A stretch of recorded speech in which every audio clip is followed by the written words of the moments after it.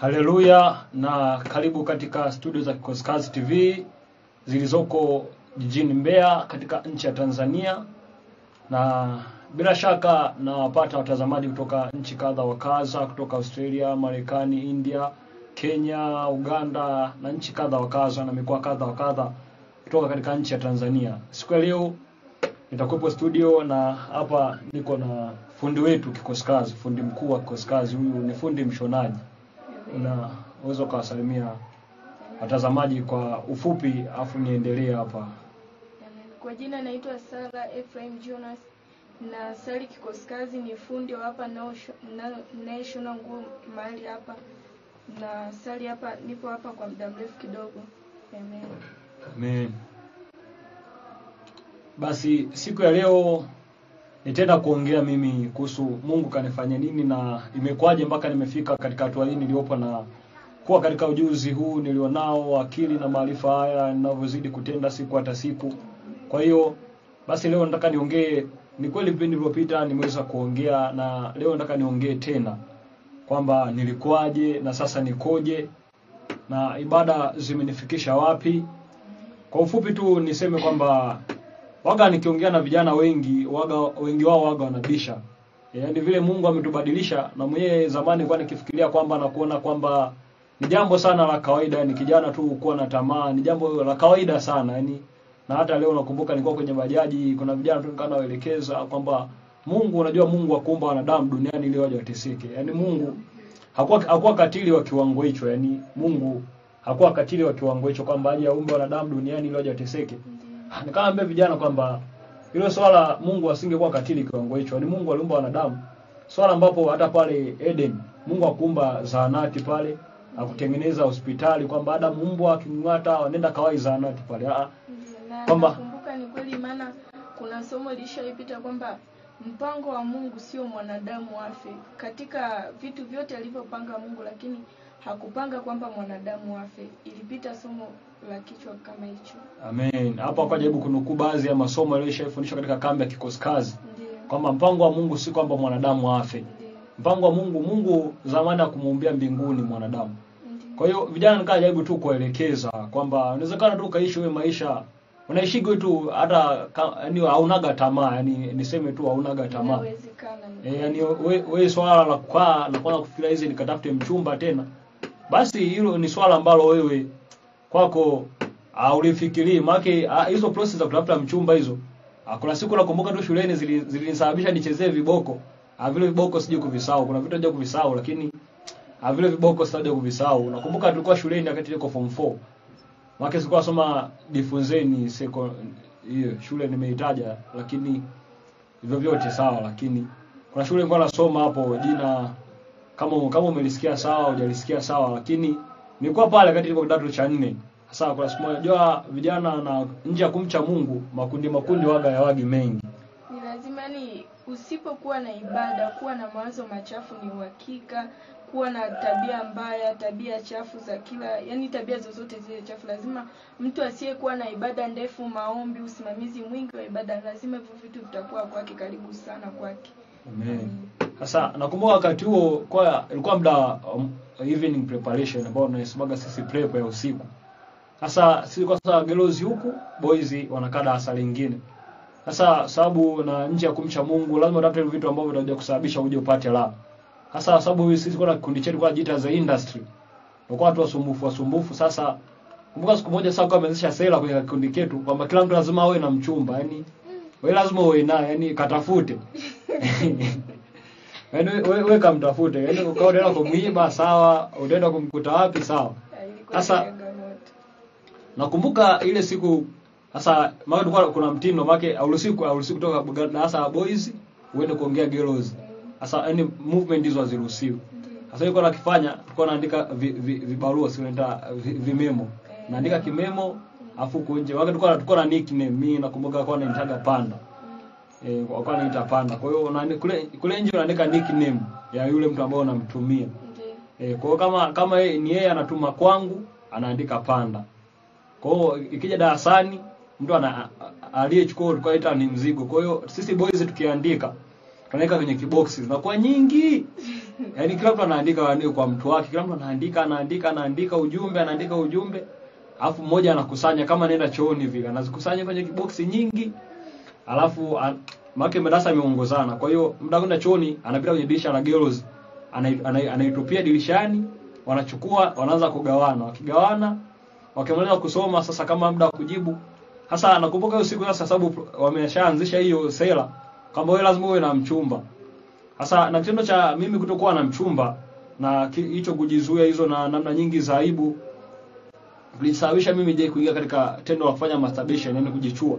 Sasa ibidi sasa nikubaliane na sera yao sasa, sababu sitaweza kuishi pale. Maana nisipoishi na wenyewe sasa nitakuwa mnyonge, watakuwa wananionea wale ambao nimekataa nao kuishi, ambao nimekataa sera zao. Sasa ibidi tu niwafuate. Sasa siku hiyo mimi ndio nilikuwa na bahati mbaya, siku hiyo nimeandika, alafu tulimpa apeleke ule mzigo, akaja na upeleka dirishani, mwalimu akauona. Sasa mwalimu ameuona, bidii aenda akauchukue. Nakumbuka siku ile watu tuliandika tu watu 4. Sasa nakumbuka siku ile fimbo zilitembea. Siku ile fimbo zilitembea. Yaani walimu walichapa. Yaani mwalimu alichapa hadi kwa ajifidia. Yaani fimbo hadi zikaisha zote. Biblia alichukua tena vile vipande vinene vilivyobakia kwanza kuchapa kwenye miguu. Nakumbuka siku ile tulichapa, tukapigishwa adhabu, yaani kesho nilipotoka pale ni mwili ulikuwa hoi, yaani sikuendelea tena kusoma, lakini yote yalikuwa ni malipo ya dhambi. Sasa yaani maswala alikuwa ananiumizaga sana. Mimi kama hakuna jambo nilikuwa na news, nilikuwa nanikela kama tamaa. Sasa yaani kwa sababu ni mateso, yaani sababu mbona kufanya uwe mtumwa siku nyingi, yaani wewe siku nyingi ni mtumwa, kwanza kunywa viduku, kwanza yaani kuvaa nguo zimechanika, yaani yote hiyo. Sio kama waga na vaga ni fashion ile. Waga anavaa ili onekane wako smart hivi. Sasa hata akipita mbele ya binti hivi, hata akitoa smart hivi, binti andike namba, basi anakuwa na maneno mengi, yeye ni kuandika tu namba moja kwa moja. Sasa ni vitu ambavyo vinakufanya uwe mtumwa siku nyingi. Sasa nakumbuka ilikuwa mwaka kama 2018 hivi, baada ya kuteseka nilikuwa natembea njiani kati kuna muda baada ya kumaliza form 4 nikawa nasoma VETA. Nakumbuka kama kuna swali moja nilikuwa najiulizaga sana, basi hii tamaa itakuwa suluhisho vipi? Yaani ingia Google, Google. Ingia YouTube tafuta. Majibu kote hayapo. Yaani wataalamu wote wametoa jaribu hizi njia za asili, za kuacha kufanya masturbation. Jaribu njia zote zinagoma. Kwanza zingine kwa naona ni ngumu, yaani tu njia yenyewe tu akaanza kuelekeza process ndefu. Sasa kama njia yenyewe ndio hii, basi acha tuende tu kuishi hivi. Kana jifikiria basi kibiolojia kitu kinachosababisha hivyo waga ni hormone. Hii zinaitwa hormone. Na waga zina control hii mifumo yote ya mwili, yani kuna hormone sijui za zote, yani hormone zote zipo. Sasa kajibu kwamba au niende hospitali wakashushe hormone hizi ambazo zinasababisha tamaa wake kwenye mwili, wakazishushe kwanza. Siku nitakapopata afadhali kwamba siku ibada hizi ingekuwa changamoto. Kwa kweli yani bila ibada ingekuwa changamoto Sana, ni tatizo kubwa. Maana sasa kafika kwamba ili siku kwamba nije nikifika wakati fulani niende nikachukue dawa ile niache kutumia zile dawa za kupunguza hormone, maisha yaendelee. Yani swala langu ambalo nilikuwa nalifikiriaga sana kwamba kuna wakati naoja kuoa, kwamba hapo nilikuwa na mawazo hoja kuoa ni kati niko form ngapi, nadhani hata form ngoja afika nadhani la 7, kama sio form 1 form 2, basi kuna wazo ngoja alikuwa ananisumbuaga. Basi kama kuna mimi nataka kuajiliwa ngoja sije kaanza kwanza kufikiria mimi kama kuna swala langu nafikiriaga sana, basi ni swala hoja kuoa. Sasa lakini ashukuriwe Mungu, waga ndio maana mara nyingi waga naandika na waga nasema yani ashukuriwe Mungu 2018 aliponiokoa. Yani asingekuwa ni Mungu basi wengine tungo tushafika mbali sana, yani tumeshapotelea sana yani kwenye vichaka vya dhambi huko, tungo tushafika mbali sana. Sasa ashukuriwe Mungu kwa hizi ibada. Yani tunamshukuru Mungu sana kwa hizi ibada sana. Mungu tunambariki sana. Yani hizi ibada zilikototoa na zilikotufikisha hadi sasa. Zimetotoa mbali. Mimi waga ningefikiriaga sasa kuna vijana sasa unakuja unawaelekeza kwamba kijana unawezekana ukaishi. Mimi huko duniani kwenu nimeishi. Mwenyewe nilikuwa msela hivyo. Maana nakumbuka baada ya kujiunga tu kwenye imani sasa nilimsikiliza pasta akaelekeza njia rahisi za kuishinda dhambi. Basi yale mhubiri mimi nilielewa sana, alielezea pale mazingira waga nayo inasaidia sana kuishinda dhambi. Yani mazingira unaoshinda makundi yako watu ambao unashinda nao sana wanachangia sana wewe kwenye hali za kuishinda dhambi au kuendelea kutenda dhambi au wewe uishinde dhambi. Sasa pia kama ongelea swala la mawasiliano na binti, mawasiliano na watu ambao unawasiliana nao sana, kama ameelezea pale kwamba mtu ni muda wote wana chat na binti, wewe mnaenda lazima, yani maana adui anatumia nafasi yoyote ili apate kumharibu mtu. Yani nafasi yote ile wewe unaweza ukachukulia kawaida, lakini kumbe sio kawaida. Jambo tu la kuwasiliana muda mrefu, yani unachukulia tu mazoea ni kawaida. Hicho adui anapitia nafasi unaanza kuanza vibaya, kufikiri vibaya. Huo mpenyo adui huwa anatumia sana tu. Ndio maana tunashauriwa yani kutokuwa na mawasiliano karibu sana na kijana au binti. Hizo ni njia ambazo zinatusaidia sana mabinti na vijana kuishi katika zile sheria ambazo zinatusaidia sisi. Amen. Sasa hapo kujaribu kukazia tu kwamba kwa habari ya mazingira na kwa habari ya uhusiano na jinsia tofauti.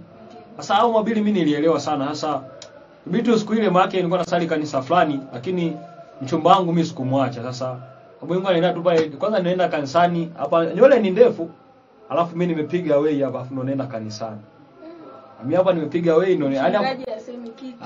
Mchungaji yeye anaendelea na masomo yake, masomo ya kwenye ratiba, yani yeye ana mpango, yani wewe njoo tu muabudu Mungu. Na utoe sadaka. Na kutoa sadaka. Sasa nimefika hapo nimepiga away yangu hapa, ni away kubwa tu, alafu nilichonga mwenyewe na mkasi. Nilichonga hapa ni yani kubwa sana tu, ilikuwa imepita hapa, afu nywele ndefu hivi. Sasa picha sasa nilizifuta sasa. Sababu niliona hizi picha sasa. Sababu hata ufahamu haukuwa mkubwa sana kwamba picha inaweza kuwa ushuhuda kwa kipindi cha baadaye. Sasa ilibidi nizifute. Sasa hiyo mwaka 2018 nika nimemsikiliza. Ilibidi sasa yule mchumba wangu baada ya kuishika na kumsikiliza huyo mchungaji YouTube. Mchungaji baba yetu Mbarikiwa Makipesile. Kuja kumsikiliza YouTube, nikamsikiliza mahubiri ya kwanza kuyasikiliza kwa anasema wokovu si Bwana Yesu asifiwe, bali ni uzima halisi ambao unaendelea katika maisha ya mtu. Sasa mimi kama kuna siku basi nakumbuka nishaifurahigi. Basi siku ile nilipokuwa namsikiliza basi siku ile nilifurahi sana. Yani mtu anaongea vitu gani, yani anavyoongea, vile anavyofundisha na kuelekeza. Basi kile kitu kilinifanya mimi niendelee sana kuendelea kumsikiliza. Ndio mahubiri ya pili aje kumsikiliza, anasema njia rahisi za kuishinda dhambi. Sasa hapo ndo nikaelewa, lakini ilibidi tu siku baada ya kutoka Zanzibar ilikuwa nishafika huku kabla. Ilibidi tu nimpigie tu, kwa hata sikumpigia, ilibidi tu nimtumie message kwamba basi hii namba unayoiona saa hizi usije kuitafuta kwa mazumuni kama alikuwa akiendelea mara ya kwanza. Hizi ionage kwa mbali. Kaza utanikumbuka au umepata mwingine. Sasa wewe swala kama nimepata mwingine ndakukumbuka hilo swala mimi silifahamu. Ila kwamba ndakukumbuka ni kitu ambacho uje kukisahau kwamba siwezi kukukumbuka. Ile kwamba swala kwamba najuta hicho kitu kisahau. Hapo ndipo kaaga mwisho na hicho kitu kinanipaga sana ujasiri ninapoelekeza watu kwamba mimi duniani kwenu niliishi na nilikuwa kama nyie mlivyo. Kwa hiyo vichochoro vyote, hata mtumishi Robert siku moja shahubiri kwamba ndio sababu ambayo Mungu alikufanya wewe upite na kuishi Misri. Kwa hiyo vichochoro vyao vyote navijua. Kwa hiyo waga muda tu unapo naelekeza nikiwakalisha chini asema waga nitaka baba mchungaji wa vijana ambao nakaa nao sana. Sasa baba mchungaji hapo tunakuelewa sana. Sasa baba mchungaji hapo tunakuelewa sana, lakini mimi kwangu bado ni changamoto. Au unaweza kuwa na matatizo. Sasa naweza niseme nini kwamba inawezekana tu ukaishi maisha fulani ambayo ni ya usafi na ya haki. Na ukaishi tu wewe unaga mpenzi, hapa ndani ongea sana na vijana. Yaani wewe ukaishi tu unaga mpenzi. Waga naambiaga watu ishini kama mimi ninavyoishi. Yaani muishi tu kama mimi ninavyo. Yaani hapa nilipo sina mpango wa kumtafuta wala wa kuwa naye. Kwa hiyo ni maisha tu ambayo yanawezekana sana ukaishi. Sasa ule kijana kwenye bayaji ile unaongea naye, kusema wewe kijana utakuwa na matatizo wewe. Kaambia sio kwamba na matatizo hapo, hata hivi ninavyokuambia. Sio kama huko mtani ndo naishigi atembea nimefumba, nikimwona binti amevaa suruali nafumba macho au najifungiaga ndani. So ongelee kuishinda dhambi kwa namna hiyo. Ongelee kuishinda dhambi ambako yani duniani huko duniani unapita, yani duniani huko unakuwa bado unapita huko duniani. Lakini wewe maisha ya kuishi kwa haki, maisha ya kuishi wewe bila kumtamani binti amepita hapo umekutana naye, basi wewe inakuwa ndo maisha yako wewe ya kila siku. Inawezekana. Basi nikuachie tu na wewe uambie tu watazamaji hapo ulikuaje. Sasa dili sana ulikuaje, yani ulikuaje na ibada zimekusaidiaje mpaka umekuwa hivyo ulivyo sasa hivi. Amina. mimi namshukuru sana Mungu hivi nilivyo. Namshukuru sana Mungu maana nakumbuka pindi nikiwa darasa la 7, nahisi kama nikiwa darasa la 7, yani vile pindi nilivyoanza kwa wanawake, na nataka nigusie sana kwa upande wa wanawake maana ilinisumbua sana. Vile pindi nikiwa darasa la 7 huwa mwanamke kuingia period. Sasa ile kitu ilinisumbua sana, huwa nilikuwa nashindwa kutembea, nashindwa kufanyaje. Yani ikifika tu ile miezi huwa natambaa. Yani nashindwa kufanya kitu chochote mpaka siku 3 zipite.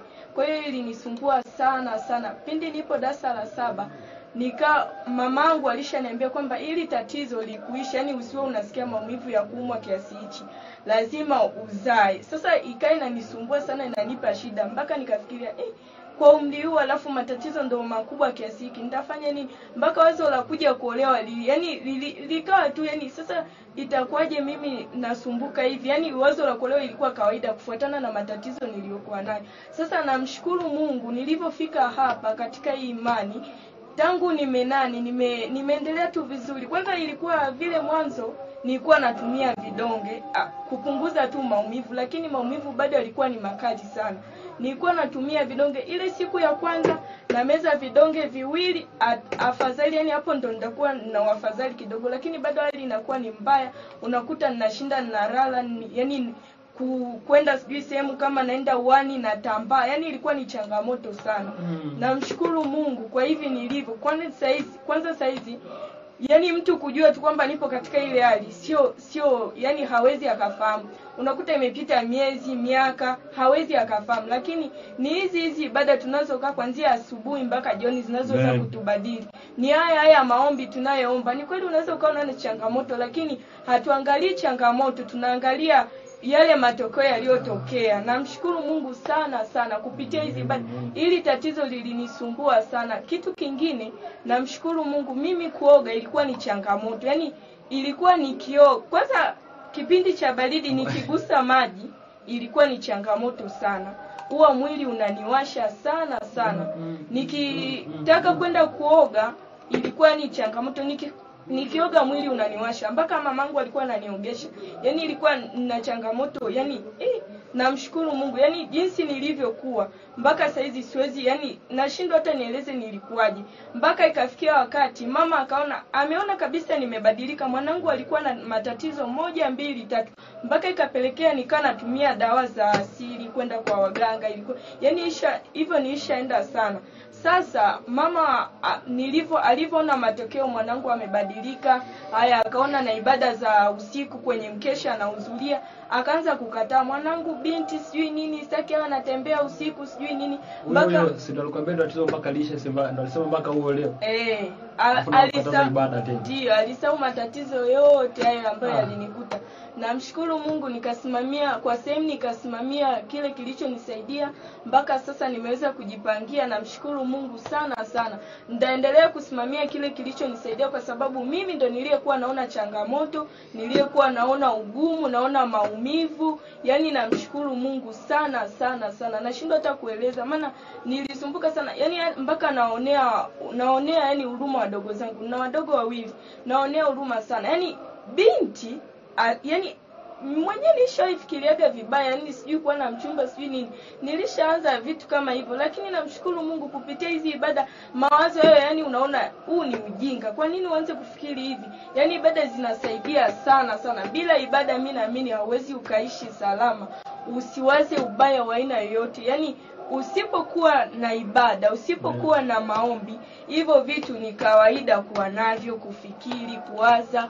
Kwa namshukuru Mungu sana kupitia hizi ibada. Nafikiri sawa nazidi yani nataka nimjue Mungu sana sana, maana alikonitoa ni mbali sana. Namshukuru Mungu sana sana. Asanteni. Huyu anaongea hapa kama ndo naanza kuangalia saizi, anaitwa Sala nani? Sala Ifrahim. Huyu kama ulivyomsikia na amezidi kuelekeza vitu vyake, lakini swala ambalo alikuwa analiongelea kwamba inawezekana ukaishi maisha ambayo ni ya haki, yani ukaishi wewe maisha ambayo ni ya usafi tu na ya ubora sana. Yani ukaishi wewe maisha ya usafi na ya ubora sana. Yani waka vijana wengi wanaambia wewe jaribu tu pa mwisho ishi tu kama ninavyoishi mimi au zaidi ya kwangu ninavyoishi mimi. Lakini pa mwisho ishi ninavyoishi mimi. Sababu unajua ukiishi kama ninavyoishi mimi Waga swala la kuwa mzima, swala la kuwa mzima. Swala la kuwa mzima ni kitu ambacho ni cha uhakika. Ndio. Kwa waga naambia vijana, wewe ishi kama mimi. Yaani pa mwisho fikia kwangu. Hapo ndo waga pa mwisho. Yaani pa mwisho ishia kwangu, sababu hata uzima nilionao tu yani huu nikupe wewe. Najua utajisikia raha sana. Yaani ukaupata tu uzima ambao nilionao ukawa kwako. Yaani maisha ambayo tunaishi hizi tu ni maisha fani ya ibada nyingi. Kama unavyosikia huko nadhani kama inasikika, kama unaweza kuwa unasikia kwa mbali, ni maombi yanaendelea kuomba. Sasa unaona bado kufanya kitu na huyu mwenyewe anawaga anafanya kitu. Amkwambia anapanga, yani anakaa kwake kama hapo unavyomuona. Kwa hiyo tunazidi tu kumshukuru Mungu na tunamshukuru Mungu sana. Yaani ilikuwa iwezekani kuamini kwamba binti kuja kukaa peke yake na kujitegemea, na ukiangalia binti anafanya kazi mwenyewe. Anafanya kazi mwenyewe. Karundi konyoka. Tunamshukuru Mungu sana sana. Unakula, unajilisha mwenyewe, unafanya kazi zako.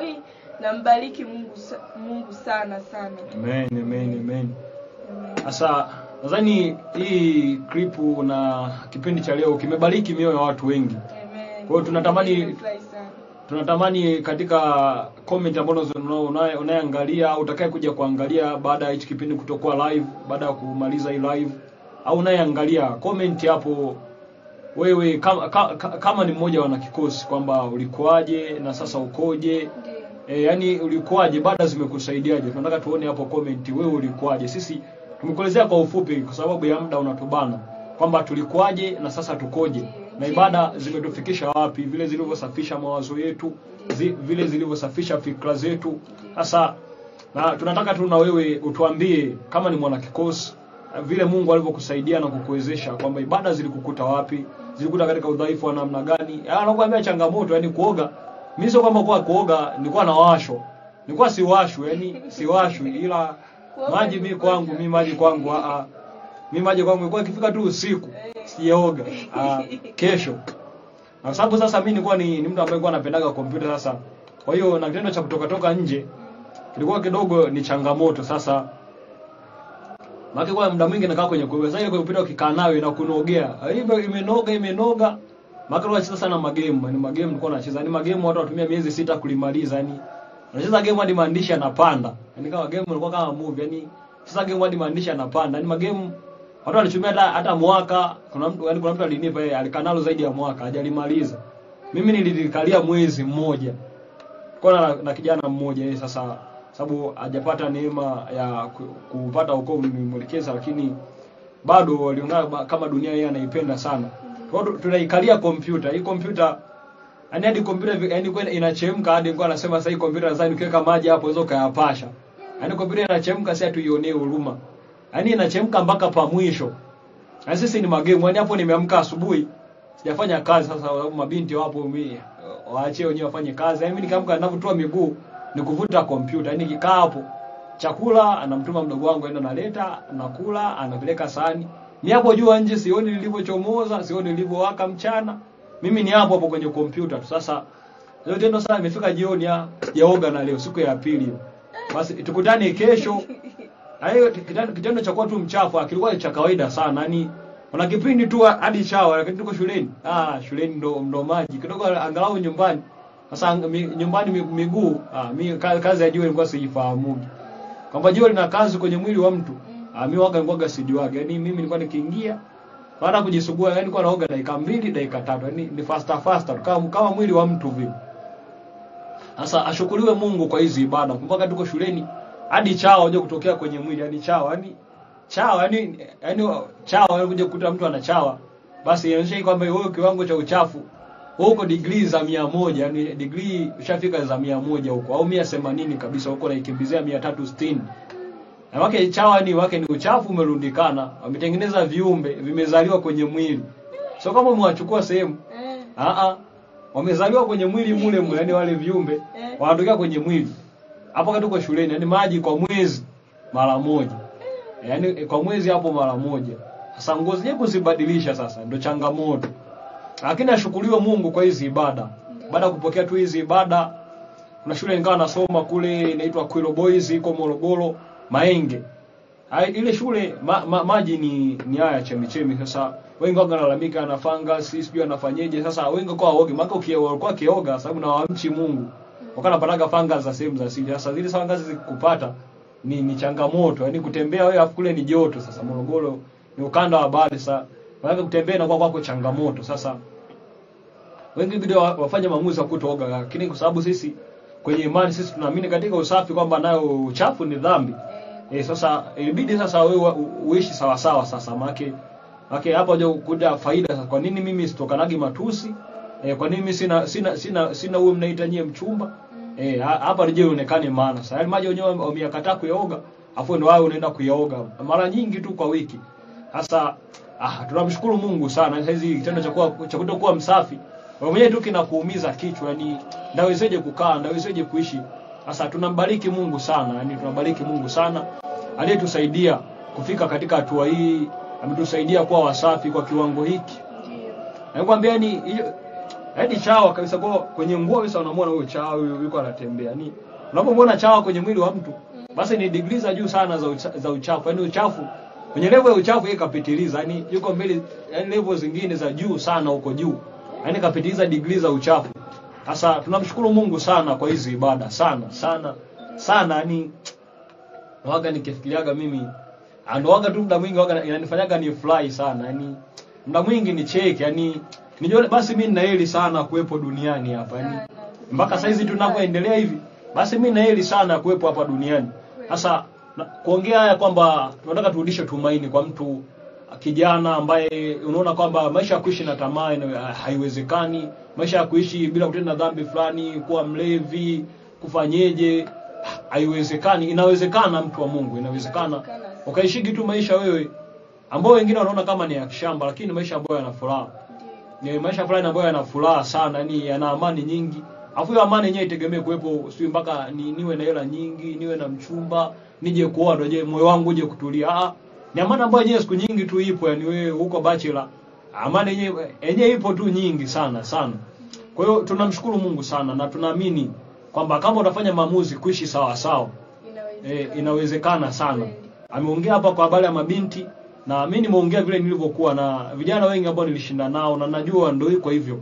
Market tambaa ndo janga la dunia hili, yani sasa hivi dunia yani ndo janga la dunia. Mabinti vijana wote hawawazi kazi, yani wao wanachowaza mabinti, wanawaza zina, yani wanawaza vitu yani ambavyo ukiangalia vina madhara makubwa sana katika mwili wake. Kwa hiyo tunamshukuru Mungu sana kwa hizi ibada tunavyoendelea. Mimi namshukuru sana Mungu, yani namshukuru sana, yani jinsi nilivyo mpaka sasa hizi nilivyo. Namshukuru sana Mungu. Yani kwanza mimi sikuwahi kwamba kufikiri ipo siku naweza nikaja kuoga wala naweza nikaja kuwa mzima. Yani hicho kitu kilikuwa yani sikuwahi kuamini kabisa katika maisha yangu. Lakini namshukuru Mungu ninavyoendelea, ninavyopenda kuzifurahia ibada, namshukuru Mungu sana. Ninachojua tu kwamba yani mwanadamu yoyote akikosa ibada hapo yani amekubali kufuata njia za shetani. Maana katika dunia mimi ninavyoamini kuna wababe wawili ambao ni Yesu na shetani. Kwa hiyo ukikataa kumfuata mmoja lazima utamfuata mmoja. Kama ukikataa kumfuata Yesu, pende usipende, taka usitake, yani hiyo ni uhakika utamfuata shetani. Yani hata moyo wako usipopenda unajikuta kwa nini nafanya hiki kitu kibaya, kwa nini nataka niache hii dhambi, kwa nini naiendelea kuifanya. Lakini tatizo liko kwamba umependa kukifuata hicho kitu ambacho ni cha shetani. Yani ukigoma tu kufuata njia za Mungu, wewe jua kabisa yani taka usitake umeshapenda kufuata njia za shetani. Amina. Amen. Basi tunaamini hichi kipindi kimekuwa sababu ya wewe kupiga hatua moja mbele. Kwa kama uko na mcha Mungu nadhani imekusaidia sana kupiga hatua moja mbele ya kupanda tumaini tena. Kwamba hata kama kuna mambo kadha wa kadha ambayo yanaonekana kwamba ni magumu, kwamba inawezekana. Sisi pastor wetu na baba yetu wakanatuambia kwamba piga tena. Nadhani baada ya kuangalia hichi kipindi umepata nguvu kwamba naenda kupiga tena. Na kama bado hujamjua Mungu na unaishi tu maisha fulani ambayo ya kushika dini mwenyewe nilishika sana, lakini sababu kwa anaona vijana wameshika dini. Lakini dini mimi 2018 ile baada nikaona sasa hizi huu mwaka naanza kumcha Mungu kidogo. Na Mungu alivyoona huo moyo nadhani ndo akaruhusu tu neema mije niipate. Sasa kumbuka tu vijana umeshika nao dini na wenyewe kwenye process na michakata utafuta mabinti. Na wenyewe tupo nao. Sasa ningana najiuliza sasa huyu Mungu ni Mungu gani? Sasa ni kama sawa vijana mnakuwa natumaini nao kwenye michakato tuko nao wote. Una namba ya nanili. Sasa kwa nilikuwa najiuliza sana, Mungu vipi Mungu sio mtoshelevu mbona huyu? Sasa Mungu ni katili. yani mbona Mungu so kwani Mungu asiutosheleze moyo wako? Yani kwani Mungu asiutosheleze wewe moyo wako? Yani yeye awaga ni yote katika yote. Sasa ashukuriwe Mungu kwa hizi ibada na maombi haya kila siku. Kila siku lazima masaa mawili, ikipungua sana ni lisali moja. Hiyo dozi lazima itembee hiyo. Mifungo zaidi ya mara 2 kwa wiki. Yaani minimum kabisa ni kwangu cha mwisho, yani ukishindwa mpaka pa mwisho. Ni mara 2 kwa wiki. Sasa tunamshukuru Mungu sasa. Kwa hiyo waga naambiaga mimi tamani naga kwa mbali sana. Sasa naongea sana hivyo kwa sababu ni kitu ambacho mimi kilinisumbua. Sasa siwezi nikaanza kuongea bangi na sigara. Ni bangi sijaigusa. Sijui na harufu gani. Hata kusema hapa kuna harufu ya bangi mimi sikuelewa. Najua tu labda harufu ya pombe kwa sababu harufu ya pombe ni common sana. Ndio nayoijua, lakini hata pombe yenyewe kuonja sijawahi ionja. Sasa siwezi kuongelea kwa habari ya pombe, lakini sababu wako watu ambao walikuwa wavuta bangi, walikuwa walevi wa kupindukia. Imani hii ambayo imeondoa mitamaa na mawazo mabaya kichwani mwangu imeweza kuondoa na kwao vitu hivyo. Sasa tunaamini Mungu hapana kitu ambacho anakishindwa. Hapana kitu ambacho anaweza kukishindwa. Nimake ametatua vitu ambavyo uende India, uende China, uende Marekani kwa wataalamu na matabibu makubwa. Lakini huwezi kupata tabibu anayetibu swala wewe kuacha pombe. Uje kumkuta hata ukiacha ni kwa muda kitambo tu. Huko wakati ambao unaweza ukarudi. Tuseme tu Mungu akubariki sana. Basi unaweza kawaga watazamaji. Amina, asante sana, tunashukuru kwa kutusikiliza. Tunazidi kuwakaribisha kusikiliza zaidi na zaidi. Tunajisikia vizuri sana tunavyoendelea kuwasaidia kwa uchache, kuwajulisha kile tulichosaidika. Tutazidi kuwa pamoja kwa taarifa tunaendeleaje na ibada. Amen. Katika maisha yetu tunazidi kubadilika kwa kiwango gani? Tunamshukuru Mungu katika yote. Amen. Basi niseme majina yangu ni Arnold Amri. Mimi ndo fundi mitambo hapo naona TV inaendelea hapa. Ni mimi nilihusika, lakini sio kama ni mimi tu ufahamu nilikopo nao, lakini ni ibada zimehusika sana. Yaani ibada zimechangia pakubwa. Ibada zimechangia pakubwa kwa ufahamu nilionao kufanya vitu hivi nilivyofanya. Na mwenyewe nambariki Mungu sana. Mungu anaweza kukupa akili. Basi nipende kumshukuru Mungu kwa ajili ya kipindi hiki. Bwana, tunasema asante kwa ajili ya kipindi hiki. Tunaamini Baba tuliongea maneno haya si kwamba tukajifurahishe au tuongee tu ili TV yetu au watazamaji watutazame kwa muda huo na tutazama. Hapana. Tumeongea mambo ambayo yalikuwa yakiendelea kwenye mili yetu, yamekuwa yakiendelea katika fahamu zetu, na vile ambavyo Bwana umetuvusha, na vile ambavyo Bwana umetuokoa, vile Bwana ambavyo umetuwezesha. Tunaamini Bwana hata mtazamaji huyu unaweza ukampa kuweza tena, akatoka katika hali ya udhaifu alionayo, akatoka katika hali ya kushindwa alionayo, akafika katika hali nyingine ya kuweza, akafika katika namna nyingine ya kushinda dhambi na matatizo na changamoto yoyote inayomkabili. Bwana uliweza kutuwezesha sisi, ulitupa akili na maarifa. Tunakushukuru sana. Tunasema tunakushukuru sana. Si kimaigizo Bwana. Tunatazama yale ambayo umeyatenda kwetu. Tunasema Bwana Jehova asante sana. Amen. Basi tu niseme tukutane wakati ujao. Siku ya Jumatano ni ibada kikosi kazi, inaanza saa 8 mpaka saa 2 usiku. Siku ya Alhamisi ni siku ya maombi ambayo pia usiku tutakuwa na kipindi cha ushuhuda pia.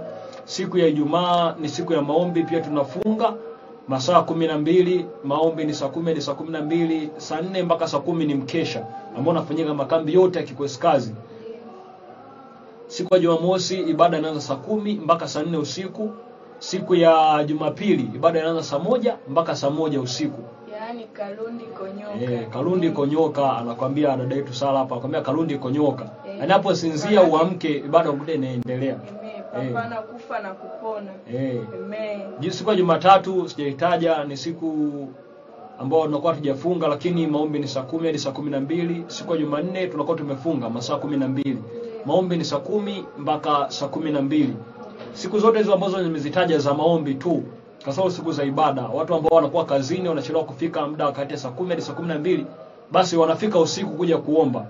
Sisi tunaamini sana katika maombi. Hata hivi ninavyoongea ni watu wako wanaendelea kuomba. Tunaamini sana katika maombi. Hatuonagi sisi msaada mwingine nje ya maombi. Basi ongea neno la mwisho tuage jua kikosi kazi kaongea.